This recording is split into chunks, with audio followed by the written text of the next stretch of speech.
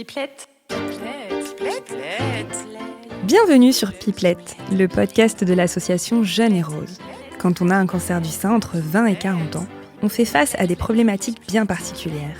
Ce podcast est là pour en parler sans tabou.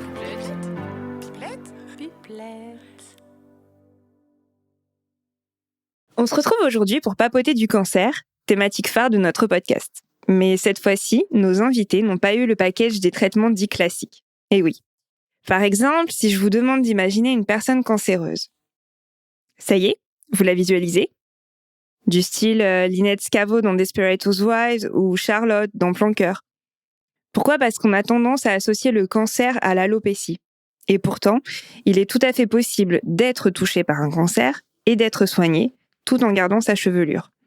Le cancer, c'est aussi de la radiothérapie, de l'hormonothérapie, de la thérapie ciblée ou encore de la chirurgie. Des traitements parfois très lourds, mais qui ne se voient pas forcément. Julie et Solène, nos pinkettes du jour, se confieront sur leur parcours de soins, le regard des autres et la difficulté de concilier cancer et vie étudiante et professionnelle. Bonjour ! Salut. Alors, aujourd'hui, donc, on a Julie. Alors, Julie, elle a été touchée par un cancer du sein hormonodépendant à 22 ans. Et elle adore le cirque, mais déteste les aubergines. C'est ça. Et bonjour Solène. Salut. Donc Solène, elle a été touchée par un cancer du sein hormonodépendant à 23 ans. Et pour la petite anecdote, elle adore le chou-fleur, mais elle n'aime pas beaucoup les sarouels. Exactement. Voilà, les présentations sont faites. Donc on va tout de suite parler un petit peu du diagnostic, de l'annonce, comment vous avez appris ça et comment vous-même vous l'avez annoncé à vos proches. Donc Julie, si tu veux commencer à papoter avec moi. Comment tu as vécu l'annonce du diagnostic ? Alors ça a commencé, en fait il faut savoir que j'ai senti une petite boule dans mon sein, mais j'étais en Erasmus à l'étranger. Je me suis pas trop inquiétée, je me suis dit on verra en revenant. En revenant, je me dis, je vais aller voir un médecin. Là, ça va assez vite dans les examens, etc. Mais j'étais pas spécialement inquiète parce qu'à mon âge, personne n'était vraiment inquiet non plus. Et on m'annonce pour les résultats de la biopsie, on me demande de venir sur place 10 jours avant le rendez-vous que j'avais. Je me dis, c'est bizarre quand même. J'appelle ma mère parce qu'en plus, on était tous dans des périodes de déménagement. J'avais pas ma famille proche de moi, mais j'appelle ma mère. Je lui dis, est-ce que tu peux venir avec moi ? Donc ma mère passe me récupérer et en plus on allait sur Lyon, donc c'était à 2 heures de route de là où j'habitais actuellement parce qu'avec les déménagements c'était un peu compliqué. On fait la route, on arrive sur place et là quand je donne mon nom à l'accueil, la secrétaire me dit j'appelle le médecin tout de suite. Déjà je me suis dit ça sent pas bon. Et là la médecin me prend à part avec ma mère pour m'expliquer que j'ai des cellules cancéreuses. Et alors moi elle me dit cellules cancéreuses. Dans ma tête, je me suis pas dit j'ai un cancer. Je me suis dit j'ai 3 cellules cancéreuses, c'est pas grave. Et j'ai pas percuté l'information tout de suite comme il faut. Donc là, j'étais avec ma mère et direction le médecin généraliste qui lui allait faire suite pour le parcours de soins. Donc entre-temps, j'appelle mon copain de l'époque, je lui explique, mais pareil, j'étais pas du tout paniquée. On arrive chez le médecin et là, elle pose les mots cancer du sein. Donc ça commence à faire tilt dans ma tête, un petit peu. Mais doucement. Et là, elle prend les rendez-vous, du coup, à l'hôpital, notamment avec la chirurgienne, qui est la première étape. Sauf qu'on était la semaine du 15 août. Donc, il n'y avait pas de... Comment dire ? Les médecins étaient pas mal en congé. C'était pas la période où il y avait le plus de monde. Donc, j'ai rendez-vous une semaine plus tard. Et alors là, se passe une semaine dans laquelle c'est un peu le flou. Donc, en revenant, j'appelle ma famille pour les prévenir. Mon père était en déplacement à l'étranger à ce moment-là. Ils étaient en vacances avec mon petit frère. Donc, gros décalage horaire. Donc, je lui envoie un message, je l'appelle. Mais moi, je sais pas si j'étais dans le déni ou si j'ai pas percuté, mais j'ai pas percuté tout de suite. Comment, par exemple, quand tu l'as annoncé justement à ton père, comment il a réagi ? Ouais, en fait, que ce soit ma mère ou mon père, du coup, principalement, ils m'ont demandé comment je me sentais, comment... Ouais. C'était plutôt ça, mais c'est vrai que l'annonce à mes proches est assez floue. Et après, le reste de la famille, j'ai laissé mes parents faire, en fait. J'ai annoncé à mon copain, à mes copines, et à mon père et à ma mère, et le reste de la famille, ceux qui l'ont fait. Et eux m'ont principalement demandé comment je me sentais, comment ça allait. Mais moi, sur le coup, j'avais du mal avec l'information. Et ça a été dur pendant tout. En fait, c'est là où le moment où c'était dur, c'était pas le jour J, c'est toute la semaine avant la rencontre avec le chirurgien, parce que c'est là où j'ai le temps de réfléchir à qu'est-ce que ça veut dire et qu'est-ce qui va m'arriver. Qu'est-ce que tu t'imaginais, toi, quand tu t'es dit, bah ok, voilà, j'ai des cellules cancéreuses. Qu'est-ce que tu t'es imaginé Est-ce que tu avais une représentation du cancer de la personne cancéreuse? J'avais un peu une représentation du cancer, mais je pense que je suis pas. Enfin, je pense que je suis un peu partie dans le déni aussi, parce qu'à aucun moment je me suis dit il y a un risque pour ma vie. Enfin, je sais pas. Cette information, je l'ai coupée de mon cerveau. Je me suis dit il va y avoir des traitements et après je serai guérie. Mais le reste, ça m'est jamais passé par la tête. Par contre, effectivement, quand je me suis dit voilà, qu'est-ce que ça veut dire, j'ai imaginé chimio, j'ai imaginé double mastectomie, tous ces traitements qui sont lourds. C'est plutôt ça que j'avais en tête au moment où j'y réfléchissais sans avoir les informations. Ouais. Et après, donc, tu me dis, donc, tu as eu rendez-vous avec ton chirurgien et c'est là où tu as su exactement quel protocole de soins tu allais avoir? Alors, plus ou moins, en fait, du coup, j'ai eu rendez-vous avec le chirurgien. Donc, c'était une femme. Elle m'a dit que, vu mon âge, il y a quand même un gros risque que j'ai de la chimio. Donc là, c'était assez dur pour m'entendre parce que du coup, c'est ce qui me faisait le plus peur dans le parcours de soins. Mais elle me dit, on va quand même attendre l'opération et de faire une analyse sur la tumeur pour décider. Et donc, j'ai été opérée et après analyse sur la tumeur, c'est là où ils m'ont annoncé un parcours de soins sans chimio pour le coup. D'accord. Et quand justement tu dis on t'a annoncé la possibilité de faire la chimio, comment tu l'as ressenti émotionnellement parlant? Ah, c'est super dur. Je me suis mise à pleurer et à pleurer parce que je me suis dit, en fait, va falloir que je coupe toute ma vie et physiquement, ça va être très dur. Enfin, pour le coup, j'avais vraiment une image en me disant, c'est ça, c'est que ma vie va être en pause, je pense, et que physiquement, je savais que c'était dur à supporter. Donc, ouais, quand on m'a dit que potentiellement j'aurais de la chimio, là, ça avait été dur. Ouais. Et donc après, il y a eu donc l'anapathe et quand tu as reçu le résultat de l'anapathe et que tu as su que justement donc tu aurais pas de chimio et donc pas un traitement dit classique en fait, comment tu as réagi à cette annonce en fait? Et là, c'est l'inverse, du coup, gros soulagement. Ouais. Je me suis dit, bah voilà, je vais pouvoir. Donc, j'étais à l'entrée de ma dernière année d'études. Je me suis dit, je vais pouvoir continuer mon année et penser à autre chose en parallèle des traitements. En fait, c'est ça qui était important pour moi, c'est de pas penser cancer, cancer, cancer toute la journée. Et du coup, voilà, je me suis dit, bah ça sera plus facile de poursuivre ma vie en parallèle, en fait. Et c'était du coup plutôt un soulagement, ouais, de pas avoir la chimio. Mmh. Et tu as eu quoi comme opération? Du coup, j'ai eu une tumorectomie avec les ganglions sentinelles, mais voilà, pas de mastectomie non plus. D'accord. Et après, tu as eu... Et après, les radiothérapies pendant 1 mois et demi, et maintenant l'hormonothérapie. D'accord. Et quand tu l'as annoncé à tes proches, justement, que tu allais avoir ce type de traitement, comment eux ont réagi? Est-ce que ils avaient eu aussi conscience que tu pouvais potentiellement avoir justement de la chimiothérapie? Et est-ce que pour eux, ça a pu être genre un soulagement? Comment toi, tu l'as vécu et comment eux l'ont vécu à travers tout ça? Moi, comme je disais, c'était un soulagement. Et ma famille, c'est vrai qu'en fait, on n'en a pas beaucoup discuté. Et là, j'en discutais justement avec mon père ce week-end, qui me disait que je pense qu'ils ont eu plus peur que moi. Parce que moi, comme je disais tout à l'heure, j'étais un peu dans le déni, je me rendais pas compte. Et je pense qu'ils ont eu plus peur que moi. Et donc, c'était soulagement aussi.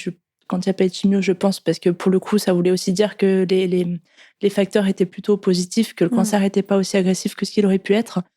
Je pense que c'est plus ça qui était rassurant plutôt que le fait que j'ai pas de chimio en soi, en fait. C'est l'information sur la tumeur qui était plutôt rassurante. D'accord. Tout à l'heure, on parlera plus amplement de justement ce qui s'est passé pendant les traitements. Et tu disais que tu avais eu aussi donc de la chirurgie, tout ça. Et que voilà, il y a forcément aussi des conséquences physiques qui en découlent. Il n'y a pas que la chimiothérapie dans les traitements, justement, et vous êtes là pour en témoigner. Et d'ailleurs, Solène, toi, justement, comment s'est passé l'annonce de ton diagnostic? Alors moi, en fait, comme Julie, j'avais senti une boule dans mon sein qui m'avait amenée à consulter mon médecin. C'est vrai qu'en allant voir mon médecin, je m'étais dit, il va se dire, elle est complètement hypochondriaque, celle-là, elle est beaucoup trop jeune pour avoir quoi que ce soit. Et au final, quand il a palpé, j'ai vu à sa tête qu'il s'est dit qu'il y avait peut-être quelque chose. Donc, il m'a prescrit une écho et puis Donc ça s'est passé 1 mois plus tard, l'écho. J'ai dû attendre un petit peu. Le jour de l'écho, moi j'allais un petit peu la bouche en cœur en me disant rien de grave. De toute façon, je connaissais rien au cancer. Moi, j'y avais jamais été confrontée. De près ou de loin, je connaissais personne qui en avait eu. Donc tout était nouveau et je connaissais pas non plus les différents examens à faire pour diagnostiquer un cancer. Donc moi je suis arrivée pour l'écho et puis on me fait l'écho, on me dit on va faire une mammo et puis je me dis c'est bizarre, moi le médecin il m'a dit que j'étais trop jeune pour faire une mammo et que mes seins seraient trop denses. Donc j'y vais un peu naïvement en me disant ils savent mieux que moi ce qu'ils font donc je vais suivre. Après la mammo, elle me refait une écho. Donc, je me dis ça fait beaucoup d'examens quand même.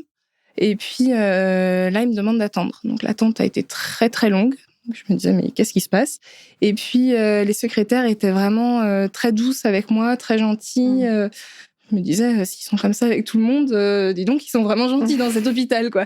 Et puis donc là la médecin revient et puis elle me dit vous allez faire une biopsie. Moi je ne savais pas du tout ce que c'était une biopsie. Donc elle me dit vous prenez je vous ai pris rendez-vous, vous avez rendez-vous vendredi, on était le mercredi. Et puis, elle me dit, mais il faut que vous alliez à l'hôpital dès cet après-midi pour qu'on vous explique un peu le principe de la biopsie. Donc moi, je me dis, dis donc, ils font les choses bien ici. Ouais.